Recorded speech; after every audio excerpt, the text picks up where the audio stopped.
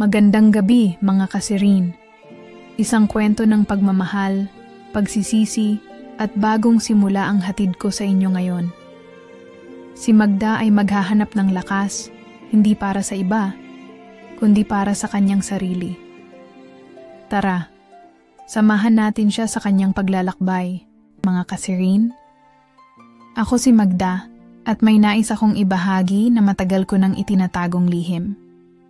Lihim na nagsimula sa isang simpleng pagkikita at ngayon, tila nagiging unti-unti kong pagkatalo. Bago ko pa ipagpatuloy ang kwento, gusto ko munang linawin. Hindi ko inaasahan na ganito ang mangyayari. Hindi ko rin alam kung paano ko haharapin ang mga susunod na araw, ngunit nararamdaman ko na parang ito na ang tamang pagkakataon upang ilabas ang lahat. Nandyan ka ba, DJ Serene, mga kasirin? Sana may makinig sa akin. Ang kwento ko ay hindi lang tungkol sa paghihirap, kundi pati na rin sa mga desisyon na ginawa ko at kung paano nagbago ang lahat ng iyon.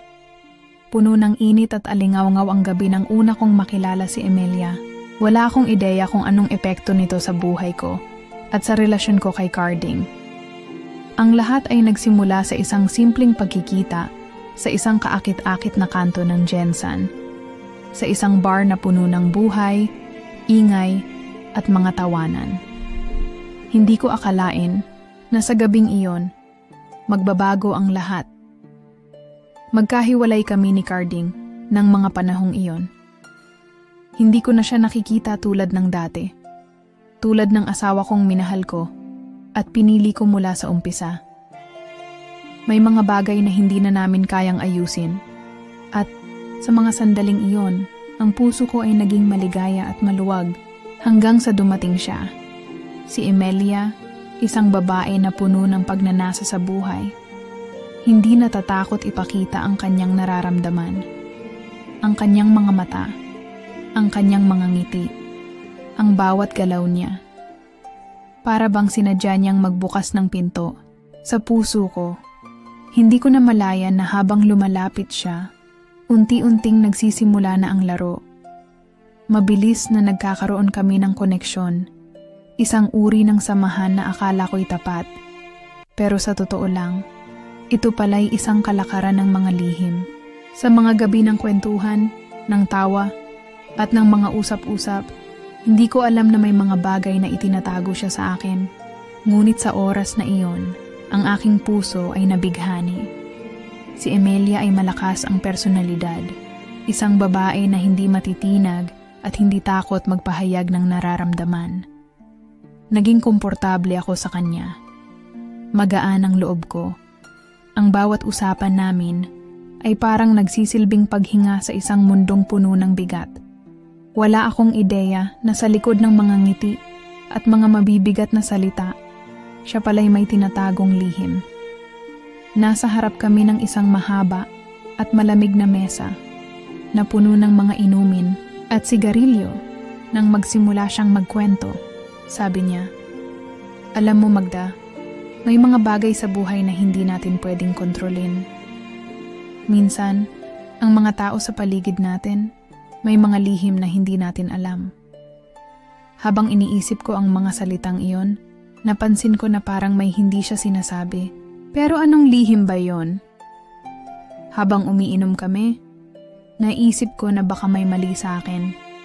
Na baka ako ang may sala sa mga nangyayari. Sa bawat halakhak, sa bawat titig na ipinapakita ni Emilia, unti-unting nawawala ang mga tanong sa aking isipan. Puno ng init, puno ng sensasyon. Hindi ko alam kung anong nangyayari sa akin. Ngunit sa mga sandaling iyon, ako ay naguguluhan.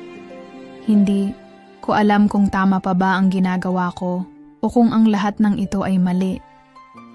Ang mga titig niya, ang mga kilig na nararamdaman ko, at ang mga malamig na inumin na unti-unting nag-aalis ng inhibisyon.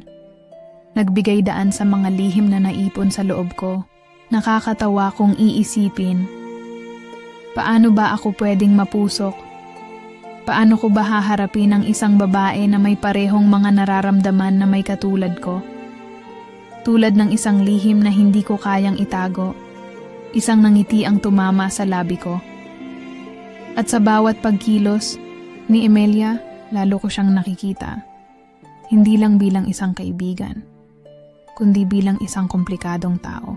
Hindi ko na matandaan kung paano nagsimula iyon. Ang unang halik, ang mga haplos na unang naramdaman ko sa aking balat, at ang mga salitang hindi ko inaasahang maririnig mula sa kanya. Minsan, ang mga bagay na hindi mo inaasahan ang siyang nagdadala ng pinakamatinding kasiyahan, sabi niya. At bago ko pa man tuluyang maintindihan, naramdaman ko na lang ang init ng kanyang katawan na dumidikit sa aking pisngi. Ang bawat segundo ng pagtitinginan namin ay naglalaman ng mga lihim na wala sa amin ni Carding. Ngunit habang iniisip ko si Carding, ang asawa ko, si Emilia ay isang tao na may lakas at nararamdaman ko ang kanyang init. Dito na nagsimula ang lahat. Dito ko na lamang nagising na hindi ko na kayang takasan ang nararamdaman ko kay Emilia. Pero may isa pang lihim na hindi ko alam. Si Emilia pala ay may relasyon din kay Carding. Nang gabing iyon, nagsimula siyang magtago sa ilalim ng mga ngiti at sigarilyo at nararamdaman ko na may kasalanan kaming lahat, ako, si Carding, at siya. Hindi ko alam kung paano ko haharapin ito. At ngayon, DJ Serene, mga kasirin, iniisip ko kung paano ko kaya haharapin ang buhay ko pagkatapos ng mga sandaling iyon. Isang lihim na hindi ko na kayang itago. Hanggang dito na lang muna, mga kasirin. Sana nakikinig kayo at naiintindihan ang pinagdadaanan ko. Habang iniisip ko kung paano ko sisimulan ang pagkwento ng nakaraan ko, isang malalim na hininga ang humaplos sa aking dibdib. Kailangan ko ng lakas ng loob para balikan ang mga alaala. Mga alaala na hindi ko na kayang itago. Mga alaala na sa bawat detalye ay umaabot sa puso ko at hindi ko kayang kalimutan. Kung susumahin, lahat ng nangyari ay nag-ugat sa isang maling hakbang. Isang desisyon na nagsimula sa isang tapat na pagmamahal, ngunit nauwi sa isang malaking kalituhan. Sa huli, ang lahat ng ito ay masalimuot na kwento ng aking buhay. Bago pa mangyari ang mga pangyayaring iyon, ako si Magda, isang babaeng handang ibigay ang lahat para sa pamilya ko, para kay Carding. Asawa ko siya. Dati, simpleng buhay lang kami. Wala nang masyadong iniisip, kundi ang magkasama kami, tahimik at kontento. Ganyan kami dati, DJ Serene, mga kasirina, mga simpleng tao. Ibinigay ko sa kanya ang lahat ng pagmamahal, ng tiwala, ng aking katawan. Pinagbuti ko ang pagiging asawa at ina. Sa kanya ko ibinigay ang aking puso at kaluluwa, at akala ko, hindi na kami magkakaroon ng problema. Akala ko, hindi na kami matitinag. Ngunit unti-unti, may mga pagbabago sa kanya. Minsan wala na siya sa bahay. Pumupunta siya sa mga business trips. Madalas hindi ko siya makontak. At minsan, parang malayo na siya sa akin, sa ating relasyon. Napansin ko na may mga gabi na hindi siya umuuwi. Hindi ko alam kung saan siya pumupunta. Walang kasiguraduhan. Tinatago niya sa akin ang mga bagay na hindi ko kayang tanggapin. At dito nga nagsimula ang kwento ko. Nagsimula ang lahat sa isang gabi nang mapansin ko siya. Si Emilia. Hindi ko siya kilala noon. Pero nang dumaan siya sa harap ko, agad ko siyang naramdaman. Parang may kakaibang magnetismo siya. Hindi ko pa alam ang buong kwento. Pero sa isang sulyap, may isang bagay sa kanya na nagbigay ng spark sa puso ko. Isang spark na dati-rati wala akong nararamdaman. Isang kakaibang kabighanian. Si Emilia, kung tatanungin mo ako, hindi siya ang tipikal na babaeng madali mong makikilala sa kalsada. May kakaibang aura siya. Ang mga mata niyang madilim, puno ng misteryo. Hindi ko alam kung bakit pero mula noon, hindi ko na siya nakalimutan. Nang magtagpo kami, nagkaroon kami ng mga hindi inaasahang usapan. Mga simpleng kwentuhan, mga tawanan, mga palitan ng tingin. Pero sa tuwing magkasama kami, may kakaibang tensyon sa pagitan namin na hindi ko kayang ipaliwanag. Hindi ko alam kung anong nangyayari sa akin. Pero parang ang init ng katawan ko sa tuwing siya ay nandyan. Hindi ko kayang alisin sa aking isipan ang kanyang mga ngiti, ang kanyang mahahabang pilik mata, at ang aling-awngaw ng kanyang boses na nagiging kaakit-akit sa aking pandinig. May kakaibang saya akong nararamdaman. At unti-unti, hindi ko na kayang labanan ang nararamdaman kong iyon. Si Emilia ay may mga katangiang hindi ko kayang ipaliwanag. Siya ang tipo ng babae na alam mong hindi magtatagal sa isang relasyon kung hindi ka mag-iingat. Hindi ko alam kung anong nangyari sa amin, pero ang mga gabi namin ay punong-puno ng mga tanong. Tanong na hindi ko kayang sagutin. Hanggang sa isang gabi, hindi ko na kayang labanan ang nararamdaman ko. Hindi ko alam kung tama ba ito. Pero sa pagkakataong iyon, ang tanging nararamdaman ko lang ay ang init ng katawan ko na lumalapit sa kanya. Walang kamalay-malay si Carding, ngunit siya na ang naging sanhi ng pagkalito ko. Hindi ko akalain na sa bawat hakbang na aking ginawa, siya pa pala ang nagiging dahilan ng higit pang kabiguan sa buhay ko. Sa bawat araw na lumilipas, mas lalo kong nararamdaman na may nangyayaring hindi ko kayang ihinto. Si Emilia, habang nagpapakita siya ng init at hilig, ako naman ay naiwan sa kalituhan. Hindi ko alam kung dapat ko bang magpatuloy o iwasan siya.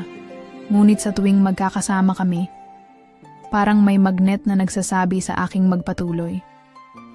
Nakakabighani, siya at sa bawat yakap, ang init na nararamdaman ko ay hindi ko kayang ipaliwanag. Bumalik ako sa aking asawa, si Carding, at sa tuwing makikita ko siya, hindi ko na kayang itago ang nararamdaman ko. Ang lahat ng nangyari sa amin ay parang isang laro ng apoy at ako na lang ang natutusta. Habang si Carding nagiging malayo na sa akin, si Emilia naman ay patuloy na nagpapakita ng mga pangako ng mas matinding koneksyon. Hindi ko alam kung paano ako haharapin ang lahat ng ito. Hindi ko alam kung paano ko maipaliwanag ang nararamdaman ko o kung may pagkakataon pa bang maayos ko ang lahat. Ang init ng katawan ko ay nananatili. At sa bawat galak na dulot ni Emilia, may kalungkutan na nagsisimula ring bumangon sa aking puso. At hindi ko alam kung anong hinaharap ang naghihintay sa akin. Hindi ko akalain na sa isang gabi, ang mga nararamdaman ko para kay Emilia ay magiging ganito kalalim. Matapos ang mga linggong magkasama kami sa mga kwentuhan at galak, isang gabi na hindi ko na kayang pigilan, nagkaroon ng isang bagay na hindi ko rin inaasahan. Isang huling sulyap na nagbukas ng bagong kabanata sa buhay ko. At hindi ko na kayang takasan. Nasa sala kami ni Carding, nag-uusap tungkol sa mga bagay na tulad ng dati. Mga plano sa negosyo, mga gawain sa bahay. Pero ako, may iba nang iniisip. Sa tuwing titigan ko siya, ang mga mata ko'y hindi na ang dating pusong nagmamahal. Naramdaman ko na may puwang na sa pagitan namin. Isang puwang na hindi ko kayang ipaliwanag. Ang mga tanong ko, mga alalahanin ko, palaging bumabalik kay Emilia. Parang may bagong kulay na pumasok sa buhay ko at hindi ko na kayang itago. Pero hindi ko alam kung paano ko siya haharapin. Paano ko aaminin kay Carding kung ano na ang nangyari sa akin. Si Emilia ay patuloy na nagsisilbing ilaw sa madilim kong kalagayan. Ngunit sa bawat sulyap ko sa kanya, may pangarap na ako'y magbalik. Sa dati, magbalik sa tunay na relasyon namin ni Carding. Ngunit ang mga gabi, mga halakhak, at ang mga init ng katawan ko kay Emilia ay nagpapatuloy. Parang isang lihim na patuloy na sumisiksik sa aking mga alaala. Isang gabi, habang kami ni Carding ay nag-uusap, hindi ko na kayang magtago pa. Napansin niya ang aking mga mata. Ang mga mata kong laging nalulumbay. Palaging naghahanap ng sagot. Hindi ko na kayang pigilan ang nararamdaman ko. Kaya't sa isang huling sulyap, nagtakda ako ng isang pag-uusap na magpapabago sa lahat. Carding, sabi ko, may kailangan akong sabihin sa'yo. Hindi ko alam kung paano ko sisimulan. Pero nararamdaman ko ang bigat ng mga salitang kailangan kong bitawan. Sa tuwing natutulog kami ng magkasama, nararamdaman ko na siya na lang ang iniisip ko. Minsan, naiisip ko kung kaya ko pang magsinungaling at itago ang lahat ng nararamdaman ko. Ngunit alam ko na ang bawat sandali ay isang hakbang patungo sa mas malaking problema. Hindi ko alam kung paano ko haharapin si Carding. Kung paano ko siya sasabihan ng aking pagkakamali. Si Emilia ang nagbigay ng init sa katawan ko na hindi ko kayang itanggi. Ang bawat haplos, bawat ngiti, at bawat salitang ipinapahayag niya ay nagbigay sa akin ng bagong pananaw. Ngunit ang tunay na tanong ay kung paano ko masasabi kay Carding ang lahat ng ito. Hindi ko na kayang itago pa ang lihim na ito. Nag-umpisa ng mag-iba ang tingin ni Carding sa akin, pero hindi siya nagsalita. Ramdam ko ang bigat ng mga mata niya na hindi ko kayang ipaliwanag. Ang kilig ko kay Emilia, ang init ng bawat minuto na lumipas na magkasama kami, hindi ko na kayang itago. Isang gabi, tinanong niya ako, Magda, may nangyayari ba sa atin na hindi ko alam? Sabi ko sa kanya, wala lang. Pero sa kabila ng mga salitang iyon, ramdam ko ang kabigatan ng kanyang tinig. Alam niyang may hindi ako sinasabi. Hindi ko na kayang magpanggap. Alam ko na may nararamdaman ka para kay Emilia, Magda. Ang biglang sinabi ni Carding. Nagulat ako sa sinabi niyang iyon. Puno ng takot ang aking puso. Hindi ko inakalang malalaman niya ito. Hindi ko alam kung anong ibig niyang sabihin. Kung paanong ang lahat ng nangyari sa amin, pati na sa kanya, ay magkakaroon ng ibang kahulugan. Si Emilia ay hindi lang basta isang babae sa buhay ko. Siya ay isang apoy na dahan-dahang sumisira sa mga bagay na pinahahalagahan ko. Si Carding, ang asawa ko, ay nararamdaman niyang may nawawala sa aming relasyon. Hindi ko kayang ipaliwanag ang nararamdaman ko. Hindi ko kayang sabihin ang lahat kay Carding. Napakabigat ng sinabi niyang iyon at kahit na gusto kong magpaliwanag, hindi ko magawa. Sa mga mata ni Carding, nakikita ko ang isang tao na nasaktan. Isang taong hindi ko kayang ipagtanggol sa mga oras na iyon. Alam ko na may mga bahagi ng aking sarili na hindi ko pa kayang aminin. At sa mga salitang iyon, isang piraso ng aking pagkatao ang naputol. Nang maghiwalay kami sa gabing iyon, ang init sa katawan ko ay nawalan ng saysay. Hindi ko alam kung paano ko haharapin ang mga sumunod na araw. Ngunit alam ko na may isang bagay na hindi ko kayang itago. Ang nararamdaman ko kay Emilia ay hindi basta-basta. Siya na lang ang pumuno sa mga puwang na iniwan sa aking buhay. Ngunit si Carding, hindi ko kayang sirain ang relasyon namin ng ganito. May mga bagay akong tinatago at hindi ko kayang itanggi. At sa gabing iyon, naramdaman ko ang sakit sa bawat hakbang na tinahak ko. Bawat oras na lumilipas, palaging bumabalik sa aking isipan ang dalawang tao, si Carding at si Emilia. Ngunit sa huli, alam kong wala na akong lugar sa gitna nila. Ang tanging alam ko lang ay nasaktan ko silang pareho. At ngayon, wala akong ideya kung paano ko aayusin ang lahat. Kahit anong pilit kong ayusin ang mga nangyari, hindi ko maaalis ang init na dulot ng mga salitang naglalabas ng katotohanan. Hindi ko alam kung saan nagsimula, kung kailan ako napagod magtago ng mga nararamdaman ko. Ngunit sigurado akong ang bawat hakbang ko ay nagdala ng higit na komplikasyon. Ang mga araw na sumunod sa gabing iyon ay puno ng mabigat na katahimikan sa bahay. Tinutukoy ko na ang bawat sandali na magkasama kami ni Carding ay nagiging isang pagsubok na hindi ko na kayang tiisin. Puno ng mga hindi masabi na saloobin ang hangin. Si Carding, hindi na siya tulad ng dati. At ako'y nawawala sa aking sariling katawan. Parang wala na akong direksyon. Minsan, habang ang mata ko'y naglalakbay sa bawat sulok ng aming bahay, parang may humahatak sa akin. Nakatanim pa rin sa aking isipan ang mukha ni Emilia. Ang kanyang ngiti, ang kanyang mga mata na puno ng misteryo at lakas ng loob. Kahit na umiiwas ako, hindi ko kayang tanggalin siya sa aking mga alaala.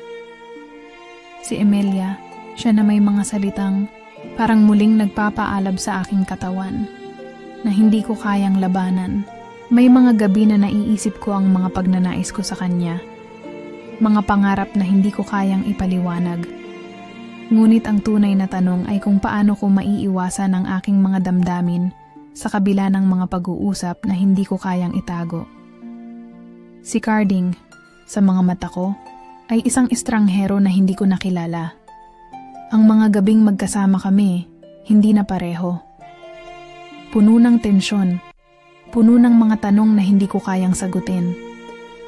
Alam ko na may pagkukulang ako sa kanya, at siya na lang ang magkasama ko sa mga gabi ng kalungkutan, ang walang saysay na mga salitang nauurong.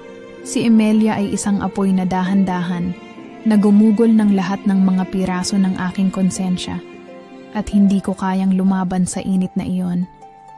Nagdesisyon akong makipagkita kay Emilia sa isang hindi inaasahang pagkakataon.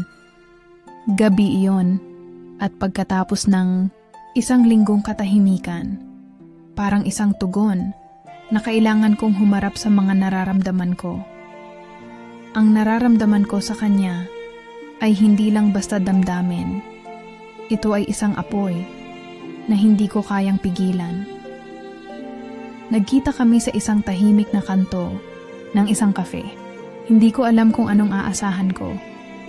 Pero alam kong darating ang mga salitang magpapabago sa buhay ko. Si Emilia, tulad ng dati, ay nagsimulang ngumiti ng may lihim na saya sa kanyang mga mata. Ang mga mata niya, puno ng kabighanian. Hindi ko kayang itago na may nararamdaman akong kakaiba. Magda, sabi niya ng mahina. Alam mo, hindi kita pinipilit na baguhin ang nararamdaman mo. Alam kong hindi pa tayo handa, pero may mga bagay lang na hindi ko kayang pigilan. Habang binabaybay ko ang mga mata niyang parang hinahanap ang sagot, naramdaman ko ang init na muling dumapo sa aking katawan. Hindi ko kayang tumanggi. May mga bagay sa kanya na nagpapaalab ng lahat ng nararamdaman ko. At sa mga sandaling iyon, wala akong magawa kundi ang sundin ang init na nagmumula sa kanya. Hindi ko na kayang labanan pa. Ang katawan ko ay naglalaban sa aking mga utak. At ang puso ko, tila ang tanging bahagi ko na may kakayahang magdesisyon. Mahal ko si Carding, ang sabi ko, habang ang aking mga labi ay nag-aalangan. Pero, hindi ko kayang itago ang nararamdaman ko. Ang mga mata ni Emilia ay kumikislap at tumango siya.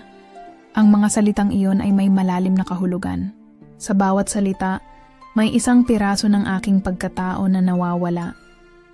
Ang init ng katawan ko at ang titig ni Emilia ay magkasabay na nagbukas ng isang pinto na hindi ko kayang isara.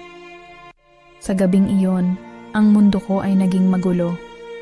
Sa bawat sulyap ni Emilia, sa bawat hakbang na aking tinahak, ang mga nararamdaman ko ay tila nagiging mas matindi. Ang init na dulot ng bawat ugnayan, bawat pagnanais na hindi ko kayang pigilan, ay sumabog sa isang puntos na hindi ko na kayang balikan. Ang mga gabi na magkasama kami ni Carding ay patuloy na nagiging malamig, habang ang bawat pagbisita ko kay Emilia ay nagiging mas matindi. Nagbalik ako sa bahay ngunit ang kalagitnaan ng gabi ay puno ng magkasalungat na emosyon. Si Carding, nasa tabi ko, hindi na ako kayang saluhin. Ang mga mata niya, puno ng mga tanong, ay nagiging isang salamin ng aking kaluluwa. Si Emilia, sa kabilang banda, ay isang apoy na patuloy na sumisira sa lahat ng katotohanan na alam ko. At sa lahat ng ito na pagtanto ko. Ang mga pagsubok ay hindi matatapos hanggat hindi ko kayang yakapin ang katotohanan na nasa harap ko. Ang init na nararamdaman ko, ang ugnayan na nagsimula sa isang lihim, ay nagiging sanhi ng pagkawasak ng lahat ng pinaniniwalaan ko. Ngunit ang tanong na nagpapaikot sa aking isipan, paano ko kaya haharapin si Carding at si Emilia? Maari ba ang mga araw ay dumaan ng mabilis, ngunit ang bawat minuto ay nagiging isang pagninilay na nagpapalalim sa aking damdamin. Minsan, naiisip ko kung kailan ko huling naramdaman ang ganitong klase ng init. Yung init na parang wala kang kalaban-laban, na kahit anong pigil mo, patuloy na dumadaloy sa katawan mo. Ang mga mata ni Carding, ang kanyang mga tanong, pati na ang mga silip na ginawa ko kay Emilia, ay nagsilbing mga alaala na hindi ko kayang takasan. Sa mga gabing magkasama kami ni Carding, ramdam ko na may puang na sa pagitan namin. Hindi ko kayang i-ignore ito. Ang mga oras na iyon, na puno ng mga katahimikan, ay parang mga piraso ng kasaysayan na nagugulo sa bawat hakbang ko. Pero kahit pa ganito, may isang bagay na hindi ko kayang itago. Ang init na dulot ni Emilia. Sa tuwing tinitingnan ko siya, hindi ko na kayang magsinungaling sa sarili ko. Siya ay isang apoy na nagpapaalab ng mga bagay na matagal ko nang itinagong mga damdamin. Dahil kay Emilia, natutunan ko kung ano ang tunay na ibig sabihin ng pagkakaroon ng malalim na koneksyon sa isang tao. Hindi lang basta pagmamahal, kundi isang uri ng ugnayang naglalaman ng kagustuhan, takot, at mga pangarap na hindi ko kayang sabihin kahit kanino. Saksi ako sa mga pagtahimik ng gabi, ang bawat sulyap namin sa isa't isa na parang may hindi natapos na kwento. Ang mga gabing iyon ay parang isang pagninilay na kung saan ako'y nawawala sa sarili ko. Ngunit natututo akong tanggapin ang sarili ko sa kabila ng lahat ng mga desisyon ko. Nagpunta kami ni Emilia sa isang park. Isang tahimik na lugar na walang maraming tao. Iba ang pakiramdam ko sa tuwing naroroon kami. Parang ang mundo ay nagiging tahimik at tanging kami lang ang naroroon. Ang kanyang mga mata, ang kanyang mga galaw, ay may lihim na pagpapahayag na mas lalapit sa aking puso. Naglakad kami sa ilalim ng malamlam na ilaw habang ang hangin ay mahina at nagpapalakas sa aming mga damdamin. Magda, bakit ganito ang nararamdaman mo? Tanong niya at naramdaman ko ang bigat ng tanong na iyon. Hindi ko alam kung anong nangyari sa atin, pero naiisip ko na may mga bagay na hindi natin kayang baguhin. Ngunit, hindi ba't may nararamdaman ka? Sa mga salitang iyon, nagkaroon ako ng panibagong pananaw. Hindi ko na kayang takasan ang katotohanan. Ang mga damdamin ko kay Emilia ay mas malalim pa kaysa sa iniisip ko. May mga pagkakataon na gustong-gusto kong bitawan lahat ng takot ko, lahat ng pagkabigo, at hayaan na lamang ang mga nararamdaman ko sa kanya. Ngunit may mga alalahanin na hindi ko kayang isantabi. Si Carding. Si Carding na nakikita ko sa bawat sulok ng bahay. Ang aming relasyon na tila nagiging malamig sa bawat paglipas ng oras. Habang nakatayo kami sa ilalim ng malamlam na ilaw, nagtagpo ang aming mga mata. May isang saglit ng katahimikan, at sa mga mata ni Emilia, Nakikita ko ang mga tanong na hindi ko kayang sagutin. Nakaramdam ako ng pagkatalo. Ng isang bagay na hindi ko kayang ipaliwanag. Isang pagkabighani na hindi ko kayang labanan. Magda, hindi kita pipilitin na sagutin ang mga tanong ko, sabi ni Emelia ng mahina. Ngunit sa mga salitang iyon, parang isang piraso ng aking kaluluwa ang natangay. Parang may bagay na nawawala sa akin. Isang bagay na hindi ko kayang makuha pabalik. Ang mga mata ni Emelia, puno ng intensyon at emosyon, ay naging isang palatandaan ng mga bagay na hindi ko kayang tanggapin. Emilia, sagot ko ng mahina. Hindi ko alam kung ano ang mangyayari sa amin. Hindi ko kayang gawing madali ito. Bawat oras na lumilipas, nagiging mas malinaw sa aking isipan na may mga bagay na hindi ko kayang tanggapin. Sa bawat gabing magkasama, kami ni Carding, at sa bawat oras na nagtatagpo ang aming mga mata ni Emelia, nagiging mas malupit ang realidad na nagpapahirap sa akin. Lahat ng mga nararamdaman ko ay nagsasanib at nagiging isang malupit na pagninilay na patuloy na nagpapagulo sa aking isipan. Paano ko kaya haharapin si Carding? Paano ko ipaliwanag ang aking nararamdaman nang hindi ko siya masasaktan? Sa kabila ng lahat ng mga tanong na nagpapahirap sa aking puso, natutunan kong tanggapin na walang madaling solusyon. Ang mga desisyon ko ay magdudulot ng mga konsekwensyang hindi ko kayang pigilan. At sa mga sandaling iyon, ako'y naiinis, nalilito, at puno ng takot sa mga bagay na hindi ko kayang kontrolin. Ang init na dulot ng mga emosyon ko ay patuloy na kumikilos sa katawan ko. Sa mga gabing magkasama kami ni Emelia at Carding. Sa bawat araw na lumilipas, natutunan kong tanggapin ang mga bagay na hindi ko kayang ipaliwanag.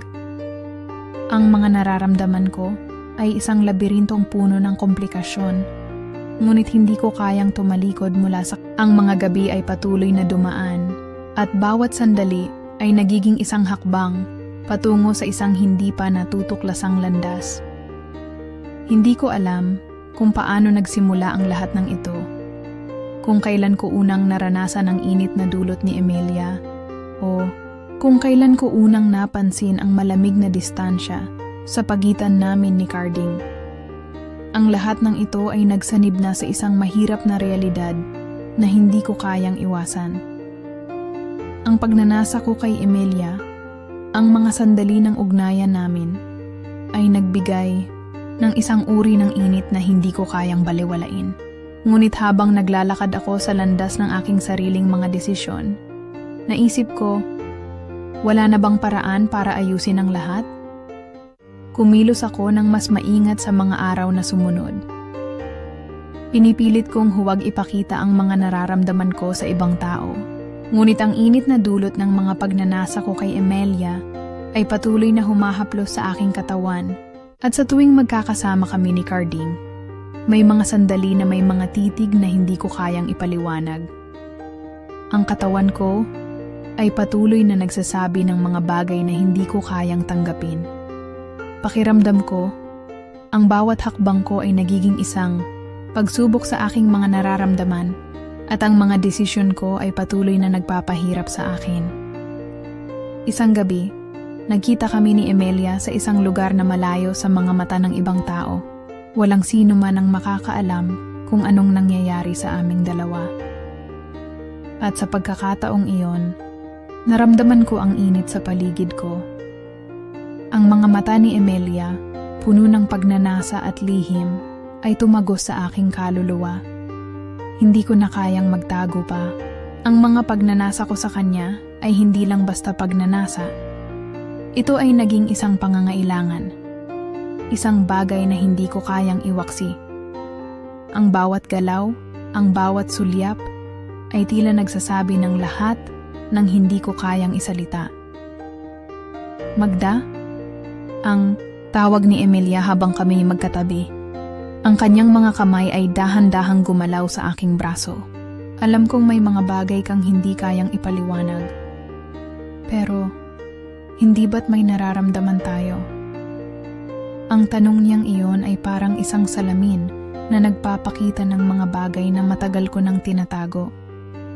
Hindi ko kayang tumanggi sa kanya at sa mga sandaling iyon, alam ko na si Emilia ang nagiging tugon sa mga tanong na matagal ko nang itinago sa sarili ko. Hindi ko kayang magsinungaling, sabi ko. Ang boses ko ay malumanay ngunit puno ng tensyon. Hindi ko na kayang pigilin ang nararamdaman ko.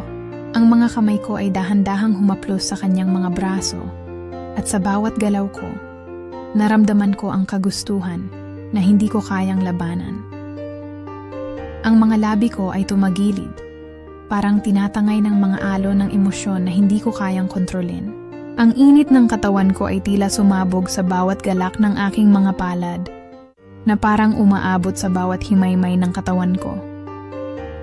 Si Emilia, walang sabi-sabi, ay nilapit ang kanyang mga labi sa akin.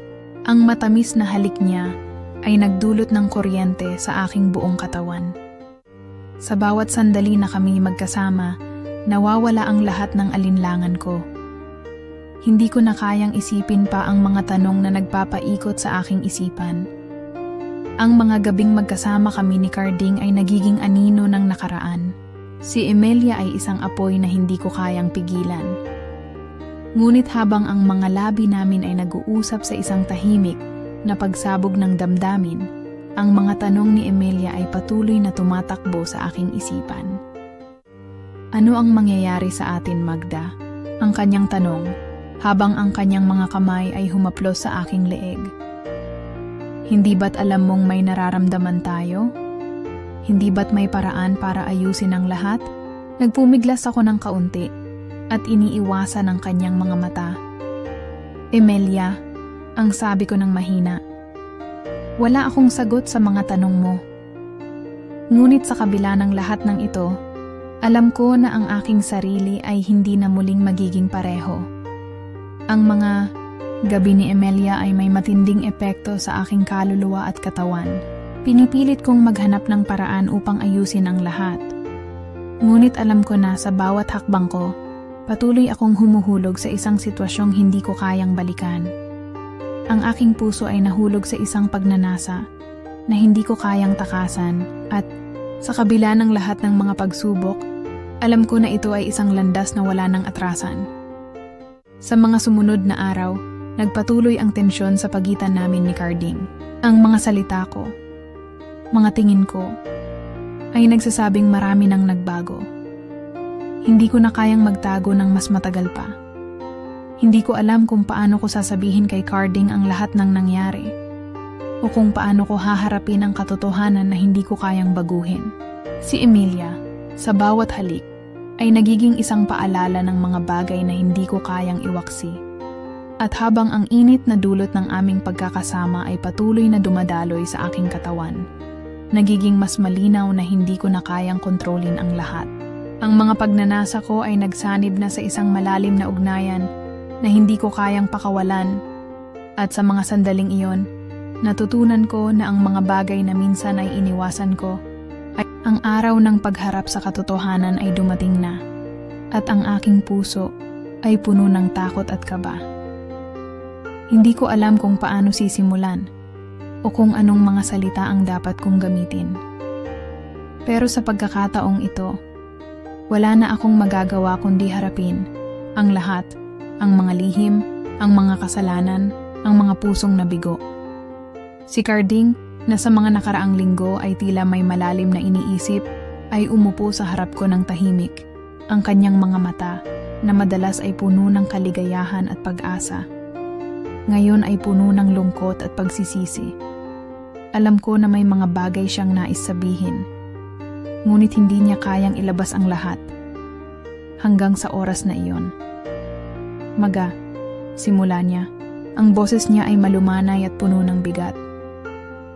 Alam kong marami na akong pagkakamali. Marami akong hindi nasabi at marami akong hindi nagawa. Pero gusto ko sanang humingi ng tawad sa lahat ng hindi ko ginawa para sa iyo.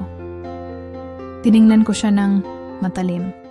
Anong ibig mong sabihin, Carding? Ang aking boses ay may halong galit at kalungkutan, ngunit may mga piraso ng pag-unawa na nagsimulang magbigay linaw sa aking isipan. May nangyari, Magda, sagot niya.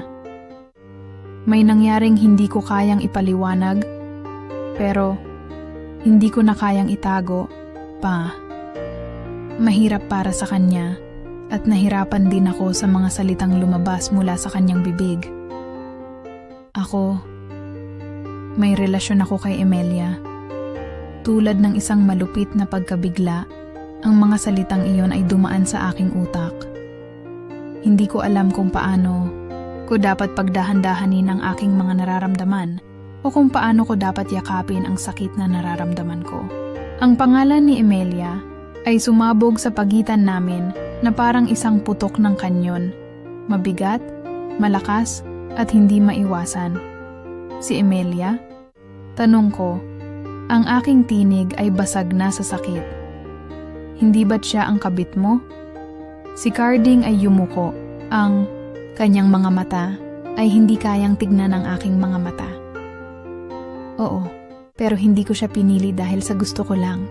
Pinili ko siya dahil parang nawala ako sa atin, Magda. Para bang ako'y nawalan ng halaga sa'yo. Nagpumiglas ang aking mga kamay at hindi ko kayang pigilan ang mga luha na pumapatak mula sa aking mga mata. Ang totoo, Carding, ang pakiramdam ko parang matagal nang may nangyaring hindi ko alam. Hindi ko na nararamdaman na ako'y mahal mo. Nawala na ang mga sandali na gusto ko. Mga salita na sana'y narinig ko. Mga kilos na sana'y ipinakita mo sa akin. Naramdaman ko ang galit na bumangon sa aking dibdib. Bakit hindi mo sinabi, Carding? Bakit hindi mo ako kinausap? Kung ang problema ay ako, sana't ipinaglaban mo ako. Si Carding ay umiling. Hindi ko alam kung paano. Hindi ko na kayang ipaliwanag pa. Pero alam ko na maling-mali ako. Wala akong karapatang magtago. Wala akong karapatang itago ang lahat ng ito sa'yo. Kung may kasalanan ako, ito na iyon. Nagkatinginan kami at sa mga sandaling iyon, parang tumigil ang mundo sa paligid namin. Nakita ko ang pagsisisi at panghihinayang sa mata ni Carding, ngunit alam ko rin na ang sakit ko ay hindi kayang gamutin ng mga salitang binitiwan niya. Hindi ko alam kung paano kami makakabawi mula rito. Magda, sabi ni Carding. Ang boses niya ay puno ng kalungkutan. Alam kong hindi ko na kayang baguhin. Ang puso ko ay parang naghahanap ng sagot. Ngunit hindi ko pa alam kung ano ang magiging tugon ko. Pwede bang magbago pa ito, Carding? Pwede pa bang mabuhay ang pag-ibig natin pagkatapos ng lahat ng ito? Ang tanong ko ay isang pagsubok na hindi ko kayang sagutin agad. Si Carding ay napabuntong hininga at nakita ko ang tindi ng kanyang mga mata. Hindi ko alam, Magda, pero ang alam ko, may gusto pa akong ipaglaban. Gusto ko pang makita na magkasama tayo kahit na mahirap. Kung pupuwede pa, gusto ko pang ayusin ito. Ngunit sa kabila ng kanyang mga salita, may isang malalim na tanong na patuloy na sumasakit sa aking puso. Si Emelia ang kabit, ang naging simbolo ng mga pagkukulang na sa tingin ko'y hindi ko kayang ayusin. Hindi ko alam kung paano ko siya matanggap muli o kung paano ko gagawin ang susunod na hakbang. Ang sakit ng pagtataksil ay isang sugat na mahirap pagalingin. Carding, paano kung hindi na kaya ng puso ko? Ang tanong ko, ang aking tinig ay halos pabulong. Paano kung hindi ko na kayang magtiwala? Ang pagnanais kong maging buo muli ay tila isang pangarap na malabo at ang lahat ng nangyari ay naging isang magkasunod na pagsabog ng emosyon. Wala na akong ideya kung paano ko haharapin ang mga susunod na araw, ngunit natutunan ko na ang mga kasalanan ay may mga presyo at minsan, ang mga ito ay nagiging sagabal sa kahit anong pagmamahal. Magda, ang sagot ni Carding. Ang kanyang mga mata ay puno ng pangako. Ngunit pati siya ay puno ng pag-aalinlangan. Hindi ko alam kung anong mangyayari, pero ang alam ko lang, gusto ko pang subukan. Sa mga salitang iyon, parang naramdaman ko na hindi pa tapos ang lahat. Ngunit sa kabila ng lahat, may isang malalim na tanong na sumasalungat sa puso ko.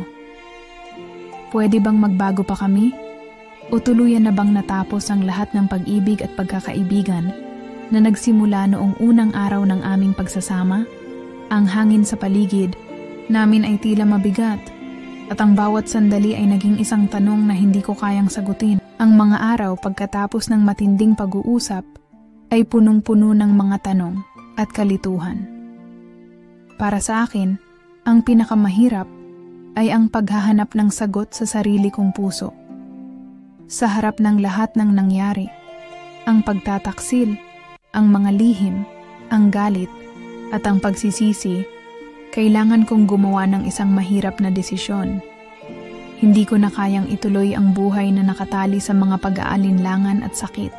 Ang mga sandali na iyon ay puno ng bigat, at ang aking kaluluwa ay nauubos sa mga pagninilay.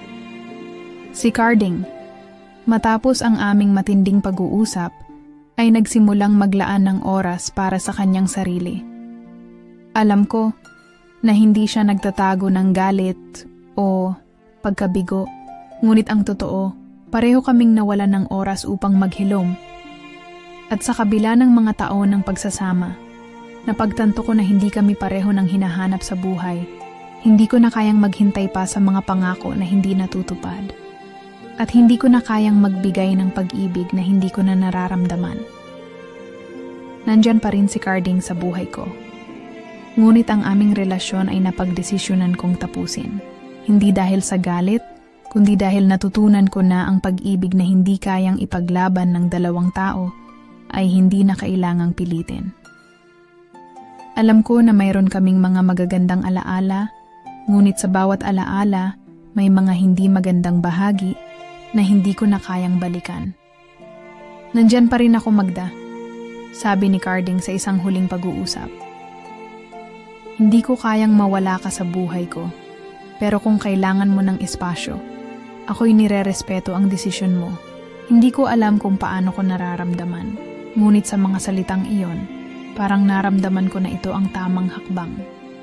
Hindi ako umaasa na magbabalik kami sa nakaraan.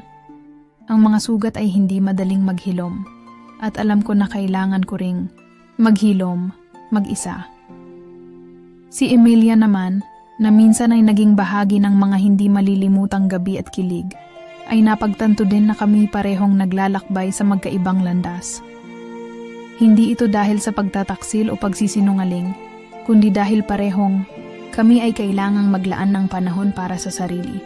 Ang aming relasyon ay hindi isang pagtataksil na maaring ipaliwanag, kundi isang pagninilay na ang buhay ay puno ng mga pasya at desisyon na hindi lagi pareho. Magda, sabi ni Emilia nang magkausap kami. Hindi ko alam kung anong hinaharap natin, ngunit natutunan ko rin na may mga bagay na hindi ko kayang itulak. Kailangan ko ring maghilom. Ang kanyang mga mata ay puno ng pagsisisi, ngunit may pag-unawa. Gusto ko pa ring maging bahagi ng buhay mo.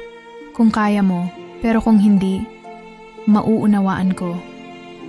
Ang mga salitang iyon ay hindi nagsasabing magbabalik kami sa dati.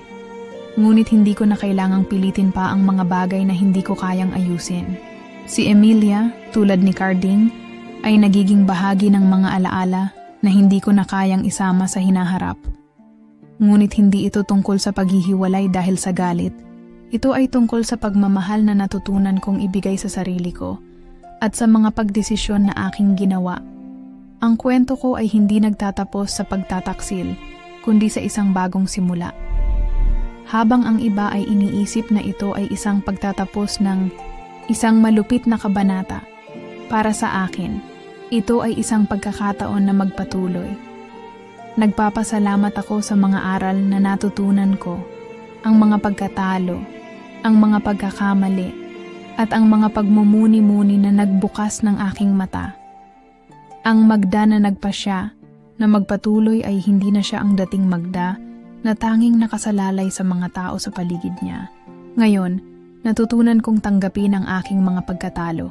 At ang mga pagkatalo na iyon ay nagbigay sa akin ng lakas na baguhin ang aking landas. Sa bawat araw, natututo akong magsimula muli. Hindi ko alam kung anong hinaharap ang naghihintay, pero ang alam ko, ang buhay ko ay akin na. Ang mga bagay na nangyari sa akin, ang mga pag-ibig, ang mga pagkatalo, at ang mga kaligayahan, ay nagsisilbing mga paalala na ang tunay na kaligayahan ay hindi manggagaling sa ibang tao. Nasa akin ang lakas at kakayahan upang magpatuloy at maging masaya. Sa huli, ang kwento ko ay hindi tungkol sa mga pagkakamali o pagtataksil. Ito ay kwento ng pagtanggap, tanggapin ang sarili, tanggapin ang mga pagbabago, at tanggapin ang mga pagkakataon na magbibigay daan sa mas maliwanag na bukas.